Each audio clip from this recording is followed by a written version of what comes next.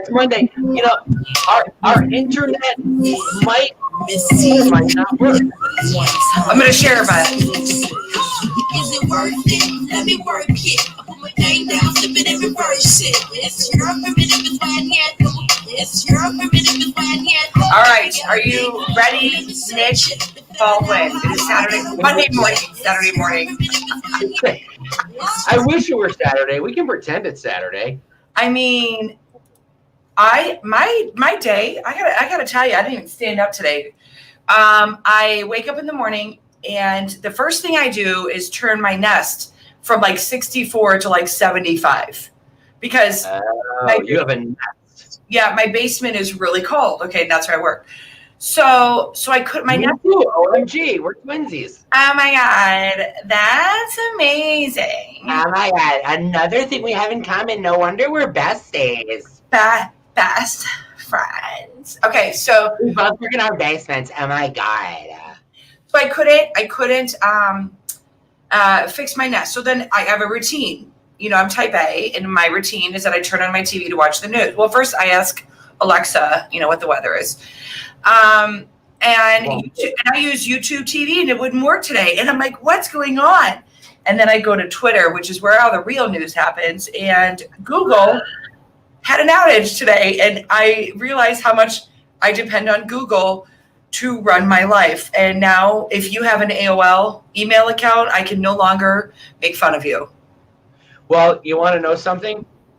I heard about the Google outage too, and I just blamed command. That's what I did. You know, I mean, I was like hashtag blame command.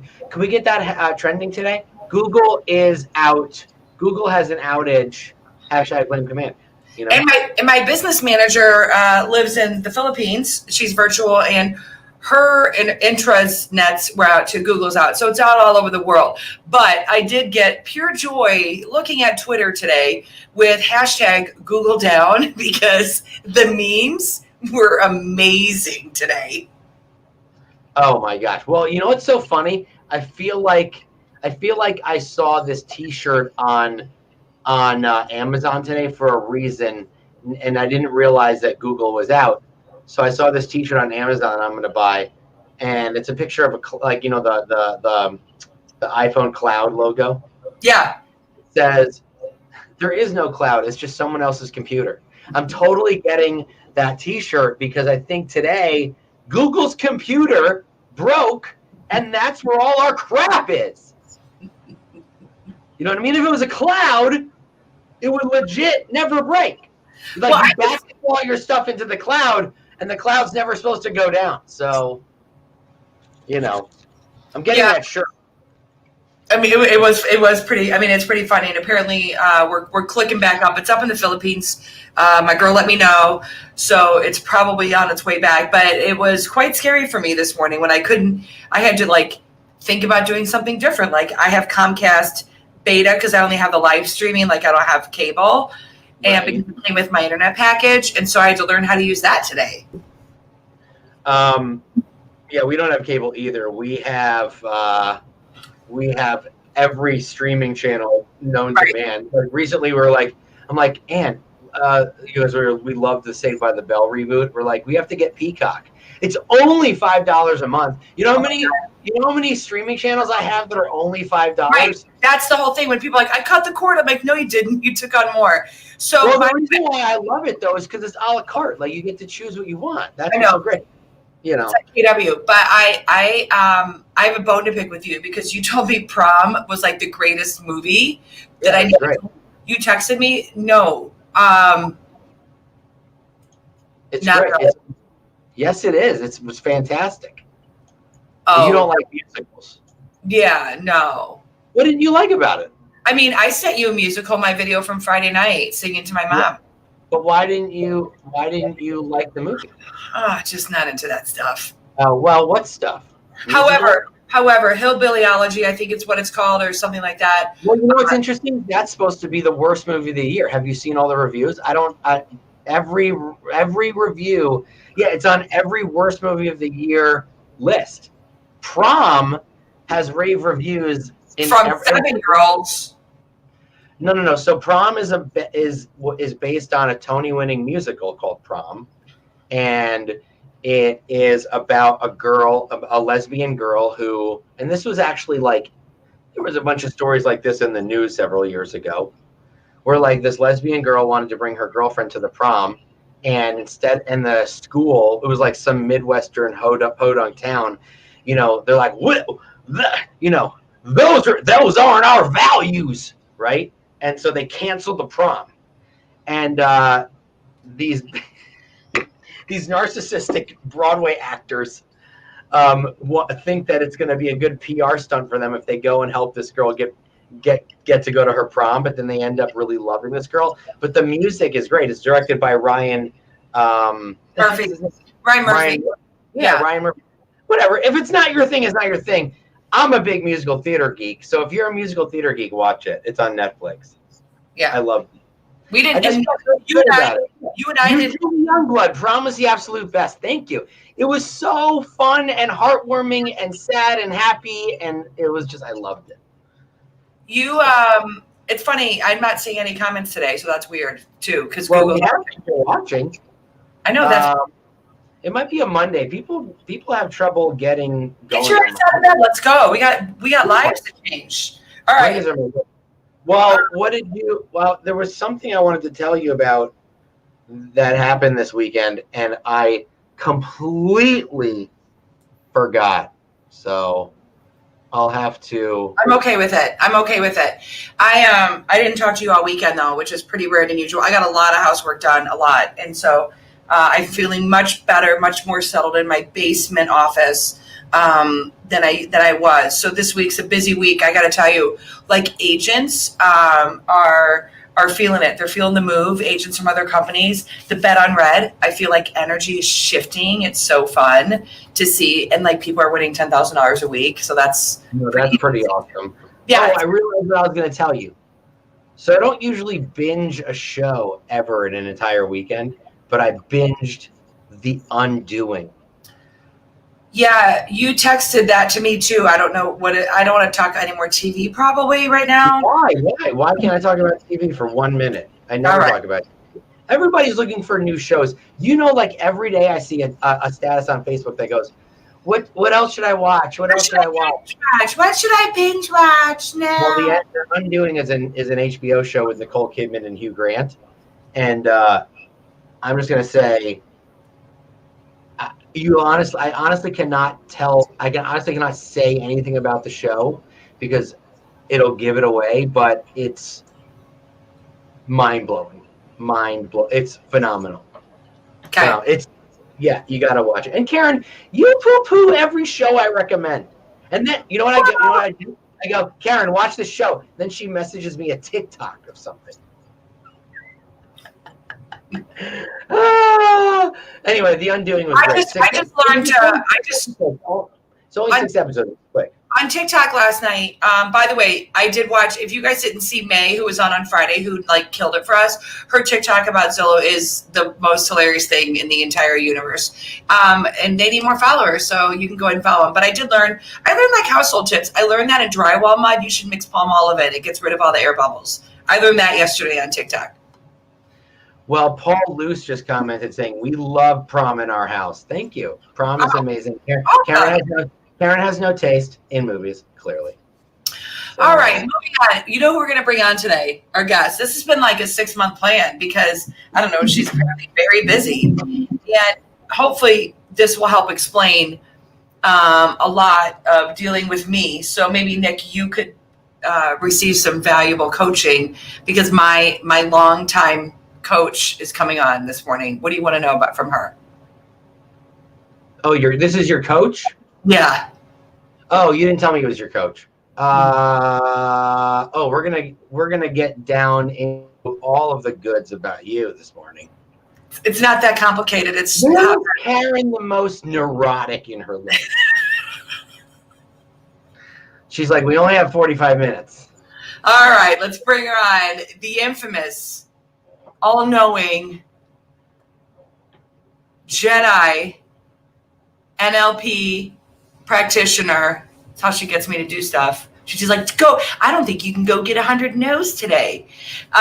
Debbie Frapp, bring her on. Oh man, you figured me out already, Caryn. I can't believe it. Can't believe it. So why do you want Caryn to get 100? Why do you want Caryn to get 100 no's? Because involved in there will be some yeses. Right. But like, is that like the go for no mentality? Yeah. Kind of. Yeah, go for no. Yeah. Mm-hmm. Well, we fear the no, right? So the more you get, the less you fear sure. it. So just Caryn usually gets a lot worse than no when people say things when they oppose. I may or may not have been with her on those occasions. Just maybe. Yeah. So Debbie, why don't you introduce yourself? Okay. Gosh. Debbie Frapp. I live in Lubbock, Texas. Lubbock, Texas. Texas. I do. The home of the Texas Tech Red Raiders. I have been here, gosh, a long time. Although I didn't grow up here. My dad was military. I've got 2 amazing grown boys and 3 amazing grandchildren. And I have had the pleasure of being a coach. I'm going in my 11th year now as a professional coach. So I'm in my 11th year as a team leader, Debbie. Isn't that funny? I don't know. Coincidental. Who have you coached? Oh, goodness. I have coached operating principals, productivity coaches, MCAs, agents, team leaders, assistant team leaders. Yeah, lots of folks. And prior to being a MAPS coach, I coached individuals in different industries, from rodeo professionals to those running trucking companies, you name it. What, you really? Wow. Yeah. You coached like rodeo, like cowboys? Hi, Joel. So what do you coach a rodeo guy?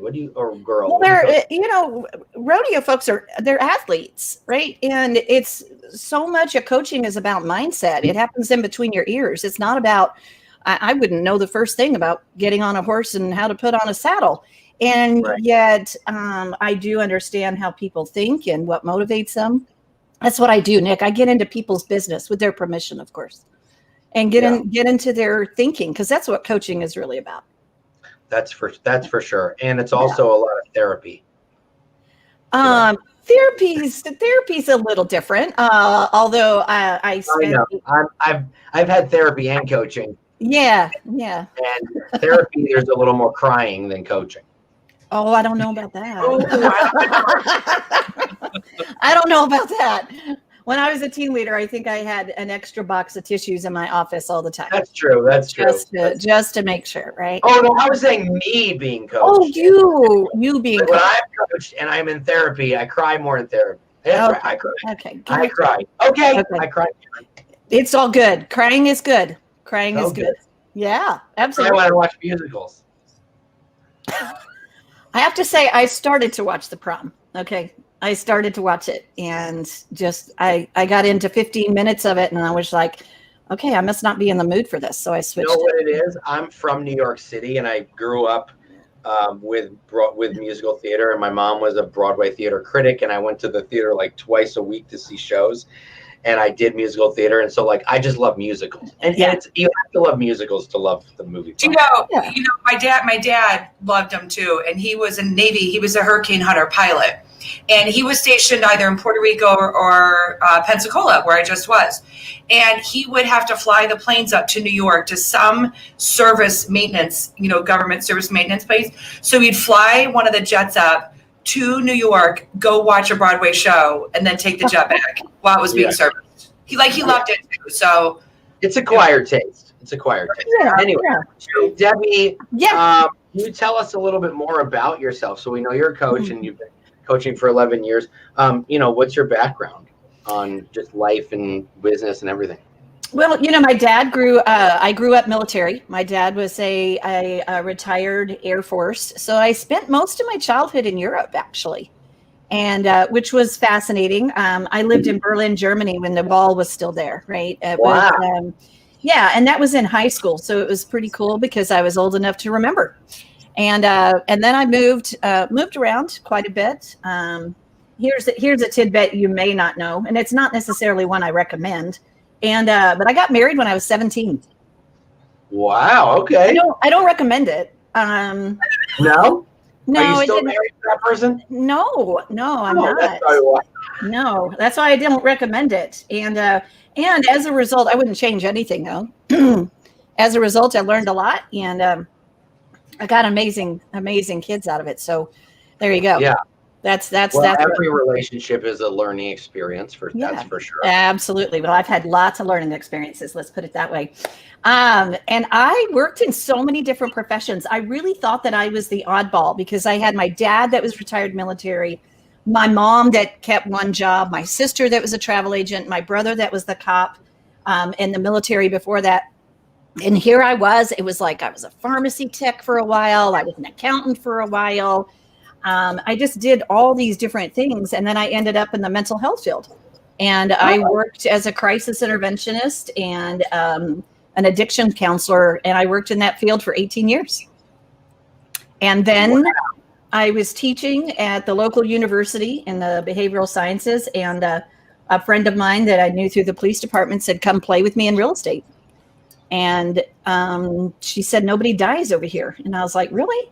Because at the time I was doing crisis intervention work. So there was a lot of trauma, a lot of crisis. And I ran a suicide intervention helpline and real estate. I can't say that I looked for real estate. I think real estate found me. And that's when we started at a really small independent company. And it wasn't too long after that, she switched to Keller Williams and she said, come join me. And at the time I was trying to decide whether or not I really wanted to do that. And as I went and interviewed with who I didn't know at the time was the OP. And he said, would you consider applying for the team leader role? And I said, sure, what's that? And that started the career visioning process. And 3 months later, I became the team leader in Lubbock, Texas. Side note, Caryn, there are comments, a lot of comments on Facebook. They're just not showing up on StreamYard. I don't really know why. I just wanted to let you know. Okay, cool. That's a great background. Especially I'm very interested in, your in the mental health stuff that you did. I'm sure that just getting to know different types of people and minds and brains. And I mean, I'm sure that like I said, that's why I feel like therapy and coaching are very similar, right? You can probably identify the personality of someone just from just a couple phone calls, right? Yeah, well, and not only the personality, but really to listen. There's so much information that people give us if we just listen and listen to the communication. And when you can really just do that and really just be with that person, you can learn a lot. You really can.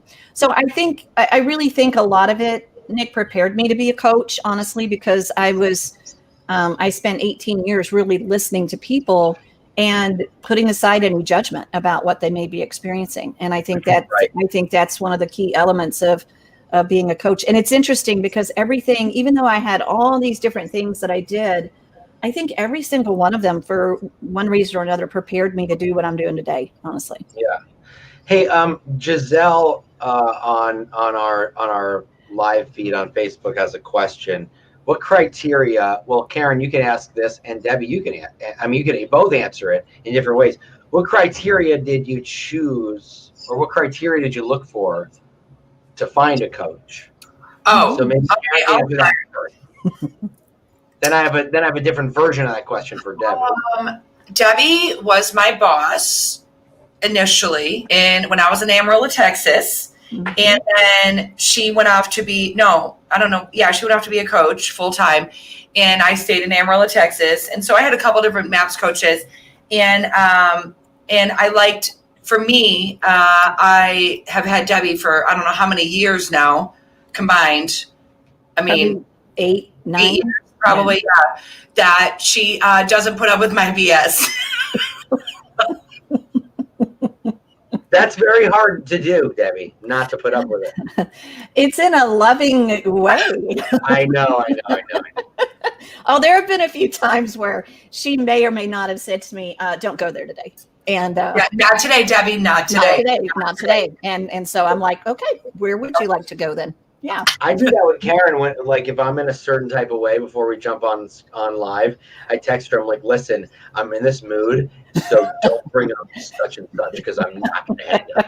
I'm not there today. Yeah. But, well, then, what criteria did you look for, Caryn? Because I know it was like years ago, but like, what were you looking for? I think the question. Well, and also, like, I could choose another coach today. I still choose to keep Debbie, right? So it's Right. like, what do I continue to look for? It's making sure that she's on the same path for me for my growing in my leadership role, because obviously coaching me 11 years ago and coaching me today are two very different conversations. Mhm. And that she's like keeping up with me, that I'm not telling her what it is that I need, that she's like the leader in the relationship. If that sounds like, if that makes sense. So, and that that for me now, that as she's grown in her education and certifications and training, that I could take advantage of that. Like, she's a fierce conversations instructor, which I've taken 4 times because I've needed that, or she's coaching me on emotional intelligence or things like that. Mm-hmm. Debbie, so then what's your advice for agents or leaders who are looking for a coach? Because here's the thing, in lab coat agents, we get questions all the time. Who's the best coach? And that is a very broad answer. There's lots of coaches that are great, but it's more about what you need and what you're looking for, right? So what would you suggest to people when they say, what kind of who should I hire? Yeah, it is an interesting conversation. And I do think it's a partnership. So, some of the same criteria that you would look for of who do you want to be in business with, who do you want to be in partnership with? Because, a coach, you get to experience a coach for a short amount of time for your entire week, right? So this needs to be a partnership and a relationship in which you're able to show up in a way that you don't feel judged, that you feel like you can get whatever it is that you need. I don't have to have all the answers, because truly in coaching, now there's a difference between training and consulting and then coaching. When you're 100%. looking at pure coaching, I have to trust that it's the answer is already within you, or the answer is available to you. It's just a matter of us self-discovering together where it may be. And I think is there somebody that you can feel? I mean, honestly, I think there are times where people, their clients tell me things that maybe they've never told anybody else. Yeah, and I don't tell Joel. And so part of that is you've got to have that partnership in which there's that type of psychological safety that's available to you, which I think is huge. And somebody that can really, that person is in partnership with you.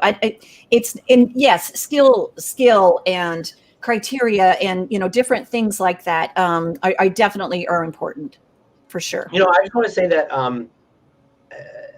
I've had multiple coaches in my real estate career. So I have multiple different positions, like agent, team leader, tech trainer, and I just remember, and I bring this up pretty regularly. I think coaches have to realize that the person they're coaching may not be interested in making more money. Yeah. Right. And so there's too many coaches out there that just assume that's what you want. Mm-hmm. And I remember I had a coach, it was the first year that I hit 10 million by myself. Right. And it was like my 5th year in the business, and I was on my mother's team, but I hit the 10 million based on my own lead generation. Like, my mother didn't give me lead. So I hit 10 million, and it was about, 250, 300,000. And I remember she said to me, she's like, but Nick, like, honestly, would you honestly be happy only making $250,000 a year for the rest of your life? It was one of those questions, like, she was expecting a no. And I was like, yeah, that's a lot of money. That's $250,000. Like, what kind of, and I was like, this isn't for me. It's more than just money for me. Money isn't happy. Would I be happy? Yeah, because more money doesn't necessarily mean I'm going to be happy. And coaches need to realize it's not about them and what they think that you want. Well, it's telling versus asking. So like, I feel like training and consulting is telling and coaching is asking. And so I don't have the patience. Like, I don't think I'd be a good coach because I don't have a lot of patience for people to not get their stuff done. Like, poor Debbie, I get a list of action items every week. Don't I, Debbie? Debbie, do you remember when I used to talk about pipeline? Oh, yes. You talked a lot about it. You talked a lot about it. I don't know that there was a lot of action around it, but there was a lot of talk. Yeah. Having a coach as a team, when you're a team leader, that's a lot more intimidating than having a coach when you're an agent, because when you're a team leader, you are working for the market sector. And you can't hide behind anything because the numbers are evidence of what you're doing. Yeah. Well, anytime somebody's wanting to hide, there's something else there, right? And that's what I feel like my job as the coach is to identify, okay, what is it that's there that's causing you to hide, right? And have clients hid from me before? Yes, of course. And yet that's actually where the breakthrough can happen, is what is it that's causing you to hide? Because if you're hiding there, you're probably hiding somewhere else in your life. And Nick, to your point, we have many areas of our life. It's not just financial, and we have spiritual, we have emotional and mental. And so there's all kinds of places. Like maybe you want to make $250,000, but you want to feel like you've got a balanced life all at the same time. There's so many areas. And so it's really important that the client sets the agenda around what it is that they want to achieve. Well, also right now I live in Michigan. Before I lived in New Jersey, and this year, I'm going to do very well, probably better than I did in most. You're welcome. Homes. You're welcome. And I owe it all to the beautiful and lovely Ann Baldwin, who's my wife, and I'm married to. No, but like in Michigan, it's all relative. In Michigan, 250, 300,000. You know how far that goes? In New Jersey, it doesn't go as far. Sure. So, and that's why I was kind of off. We're gonna role play. I want to role play with Debbie today. She doesn't know. Hold on real quick, because there's a good comment in the group. I want to just read it real quick from Julie. Yeah. I think Julie coaches too.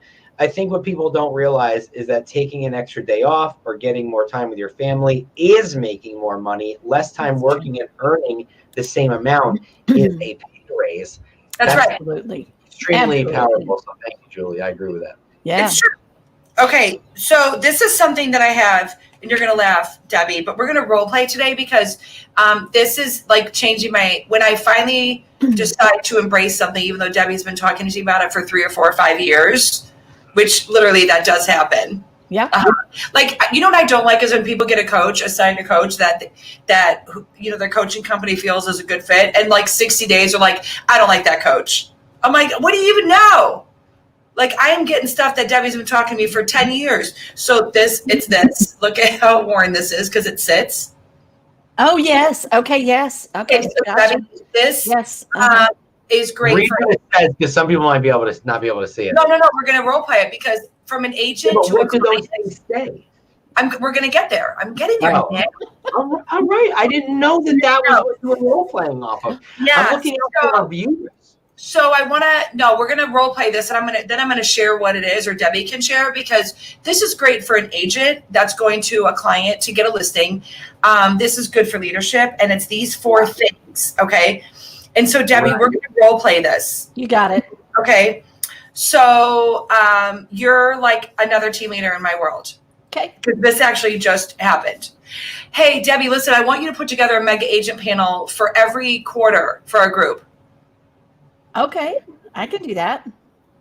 Okay, so this is what it looks like to me. What I'm picturing is that we have 4 agents, and they're sitting in stools, and we have them on camera, and they're each sharing about what it took to get them from like 3 million to 5 million, 5 to 7. Okay. All right. Okay. And what it's going to do for you, it's going to get you in front of an audience that you may not have before, and get higher producing agents to plug in, and it gives you a reason to make calls. Okay, I can see that. And then what it does for me, it highlights our agents and their talents and skills so that other people can see them because they're role models in our industry. Okay. Cool. Okay. Yeah. Is there anything that you need from me to make this happen? Yeah. Are there specific agents that you'd really like to see on this panel? Yes. Blah, blah, blah, blah. And I'd give you 3 or 4 names. Yeah. Perfect. So what Caryn would typically do is this. Hey, Debbie, I'm going to need you to put together a panel every quarter next year. Okay.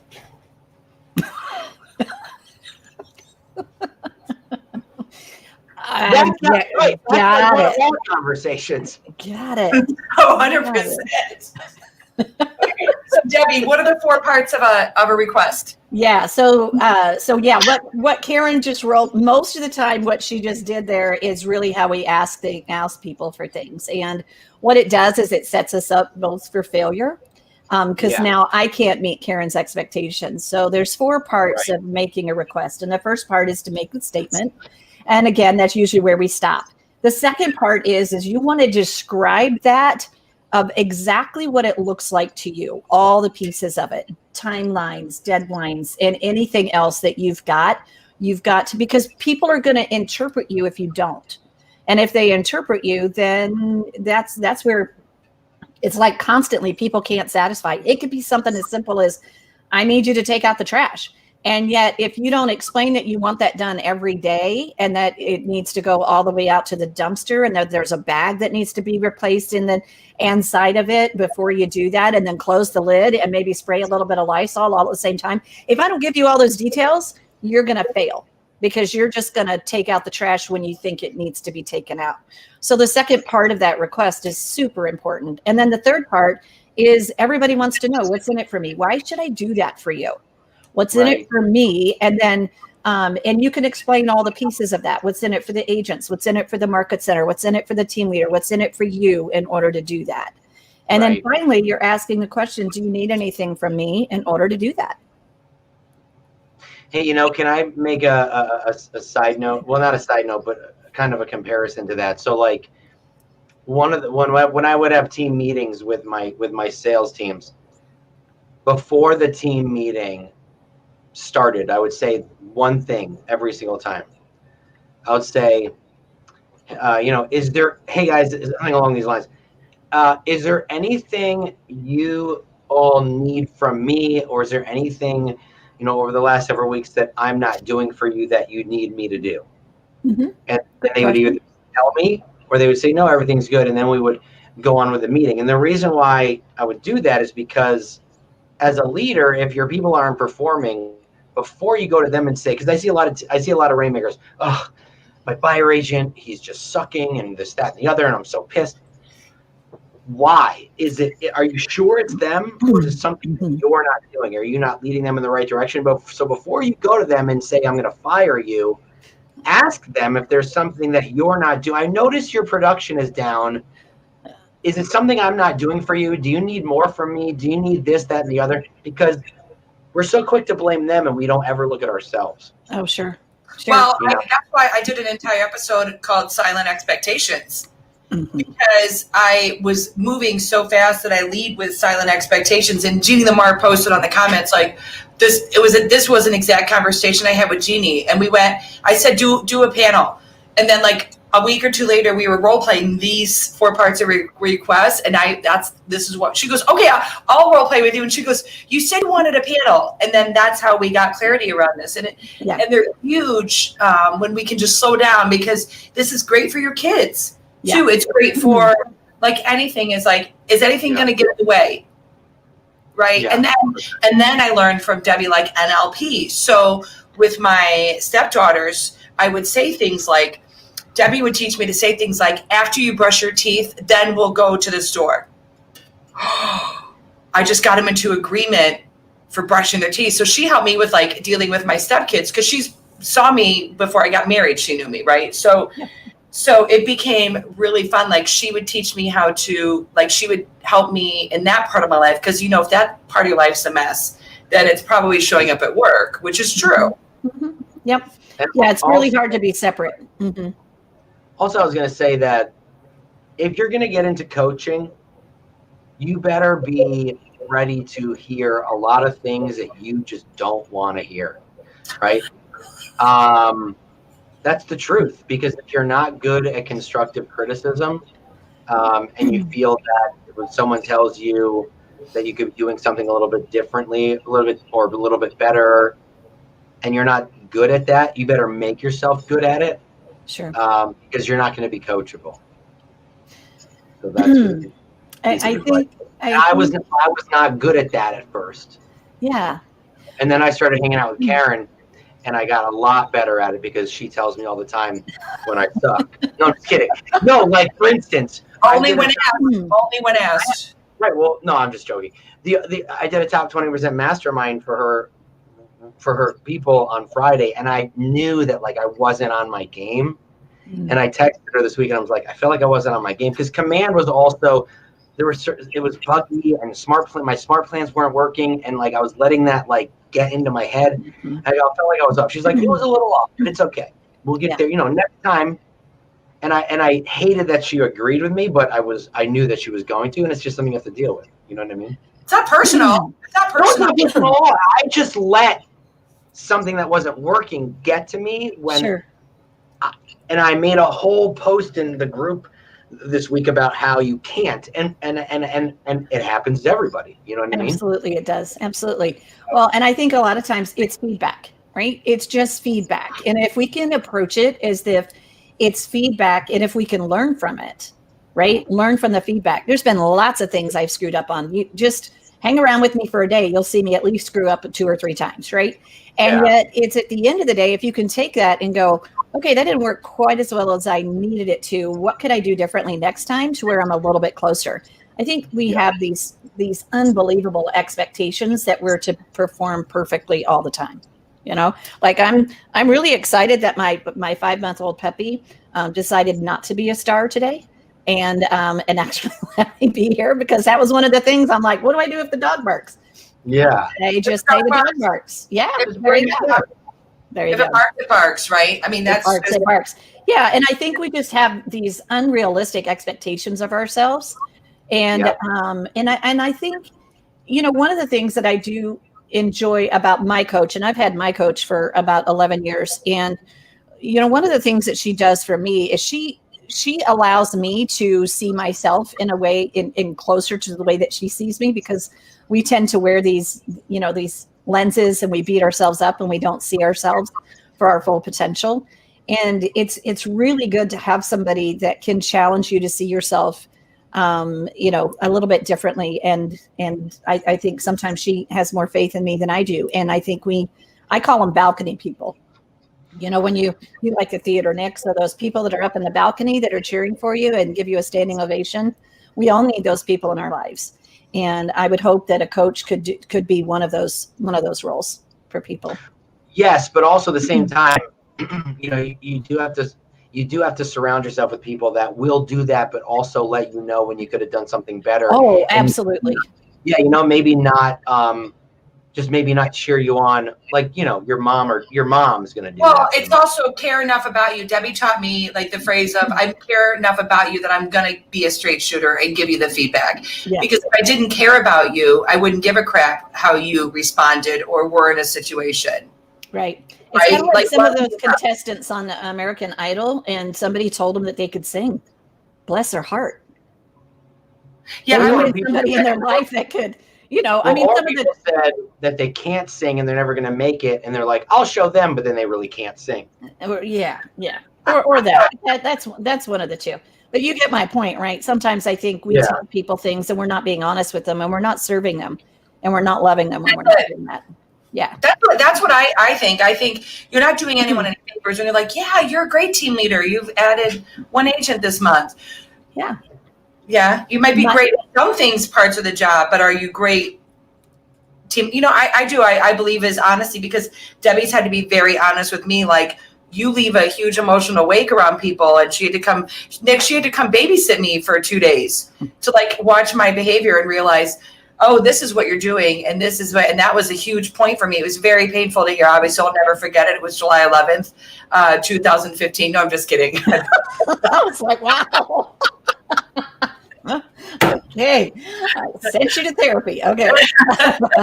No, I'm kidding. But it was actually one of the best growth opportunities I ever got to have. As painful and difficult as it was, I wasn't going to be a successful leader in my organization if I didn't have that growth. Sure.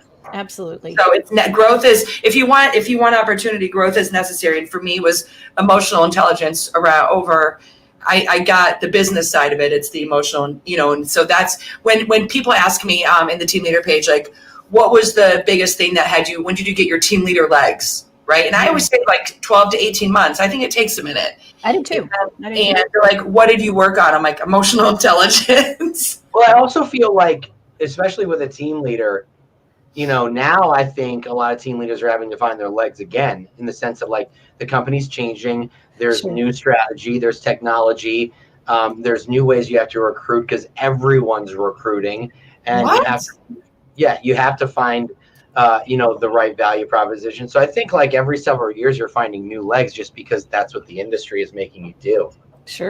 Yeah, and she's been with me as I've started on my leadership journey from Amarillo to Denver to here. Like, it's been fun too. And now entering, you know, my next phase of like legacy leadership or whatever that looks like. And so it's really fun to have a coach when you have longevity. And then Debbie coaches also Pete, my partner, and our controller, and one of my team leaders. So like, she's got the entire show in one organization. Yeah. She coaches all of us, which is quite helpful for us. I don't recommend it. I don't recommend it for most people. I have to tell you, it doesn't work for everybody. I've done that for other individuals, and it has not worked. I think there's a level of, you know, different coaches, you know, yes, in theory, it might sound like, oh, that's great. Everyone has the same coach, but then everyone also has a different type of personality, and that coach might not be the best fit. But a coach, not every coach can silo each relationship to coaching that person individually, right? Mm-hmm. Not many people can do that. So I feel like when I have a conversation with Debbie, it's my conversation. Then when she has a conversation with Pete, that's her conversation. But at least she gets a great overall bird's eye view of like the dynamics, because she does know. Because you've coached with Pete for how long too? A long time, 6-7 years, maybe. Yeah. So it becomes, you really understand us both and kind of. Well, and I was coaching Pete whenever he was career visioning you. Yeah. And Pete was really frustrated with me because I think there were pieces, and I was just like, no, this is your hire. This isn't mine.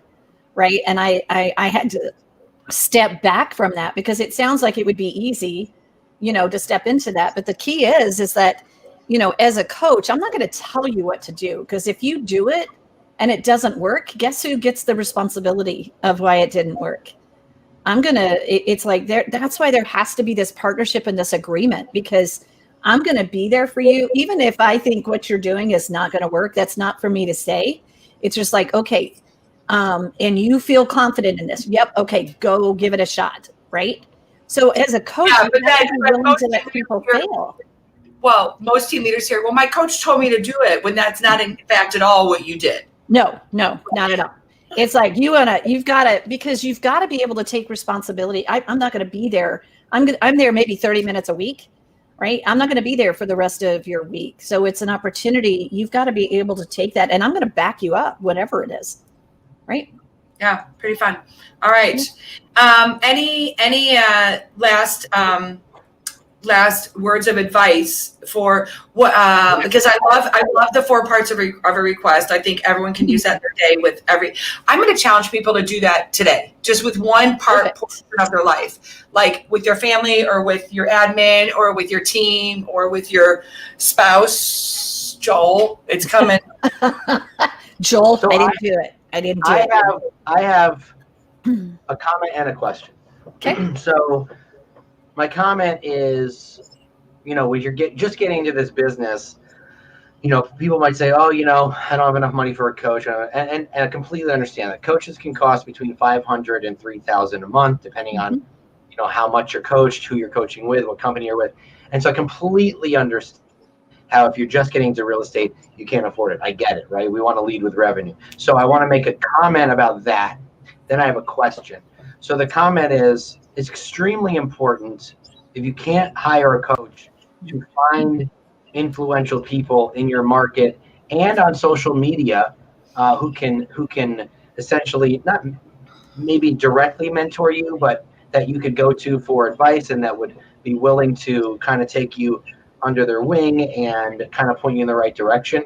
And my question is, what do you say to people who say, Oh, I just don't need a coach. I hold myself accountable. Well, I mean, who doesn't need a coach? yeah. Well, think about it. And before you answer, Yeah. that's like saying I'm a professional basketball player and I don't need to be coached on how to play basketball because I'm already good. You think if LeBron James wasn't coached, he'd be LeBron James? Yeah, sure. He's great. He's got the skill. He's got the talent. Yeah. Right. Yeah. He has the talent. But if it wasn't, you think LeBron? First of all, the reason we have coaches is we can't hold question. No, you can't. You You can't. gotta let her answer the question. So I know I have a lot of. What do you say to them, Deb? Well, Because what I'm going to tell you is that it's a myth that you can hold yourself accountable. Okay, you just can't. And the reason for that is you can't see everything that a coach may see. It's like the LeBron James of the world. It's like he can't see what he's doing. He knows what it feels like maybe when he's doing a layup or something like that, but he may not be able to see the little nuances. And is the coach ever going to be as good as him? Probably not. And that doesn't mean he's not just as valuable, if not more valuable, because he allows LeBron James to be able to be and continue to grow. I have had a coach that was one of the things when I first came to Keller Williams. I'll never forget it. It was my first family reunion. I was listening to all of the team leaders that were getting recognition and awards, and every single one of them had a coach. I looked at my OP and I said, I don't know what that is, but I want one. Because it was obvious that the people that were succeeding at the highest level had this thing called a coach. And that was my first experience with coaching. And I've had a coach ever since in my life. And most of the time I have 2 or 3 like I do right now. I have 2 right now too. I have 2 coaches. Well, I have 3 if you count my tennis, but in business and Absolutely. because I know that this side of my bucket's being filled through coaching, and then now I have some other stuff to work on. So it's imperative. And then what was the second part of your question, Nick? Because I like the second part better. It was a really good question. What was like, why people think they can't afford it, whatever. Oh yeah. No. Why? No. What do you say to people who say, "Oh, I don't need a coach"? And I think part of it is needing is like I would just ask, tell me what that means for you. You don't need a coach. Have you reached your potential? And if so, what does that look like? And that's really where I would go, because somebody that says I don't need a coach is basically telling me that they've reached their potential and they don't want to grow anymore. And by the way, speaking of that, right? Like when I said before, when I had a coach that said, "Would you be happy only making $250,000 a year?" That is not. When I said yes, that doesn't mean that's my potential, because people rate potential by income. There's so much more to potential. Yeah. So anyway, I just want to fit that in before I forgot, because Caryn knows I forget a lot. But anyway, yeah. So what else would you say to them? I would just say, are you doing your absolute best in every area of your life right now? Is that your absolute best? Right. And I just don't know anybody that can answer yes to that in every single area of their life if they weren't in denial of something.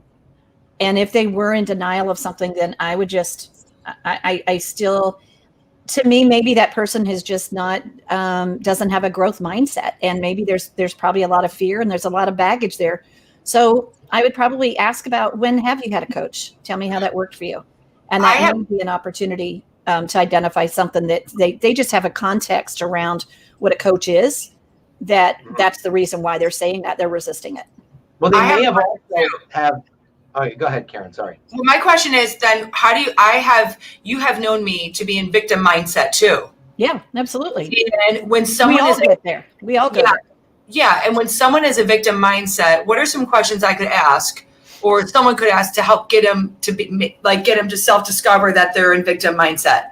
Well, in victim mindset, you basically have only 3 roles that you can play. You can be the victim, in which you're looking at everything on the outside of you, or you can be the persecutor. Okay. And every victim has a persecutor. Or you can be somebody who just wants to rescue people because by rescuing them, you feel better. Those are the 3 roles that a victim plays. And the way that I would challenge them is basically say, okay, based on this situation with a victim, knowing that they're looking outward all the time, my question would be, what could we create from this situation that you don't currently have? I would get them into the creator mindset, because the creator mindset is giving them something that they don't already have that they could control. And then I would really challenge them. So let's talk through that. I'm an agent and everybody else is getting listings except for me. Yeah. Okay. So Caryn, what could we create that sets you apart from any other agent that would get you more of what you want?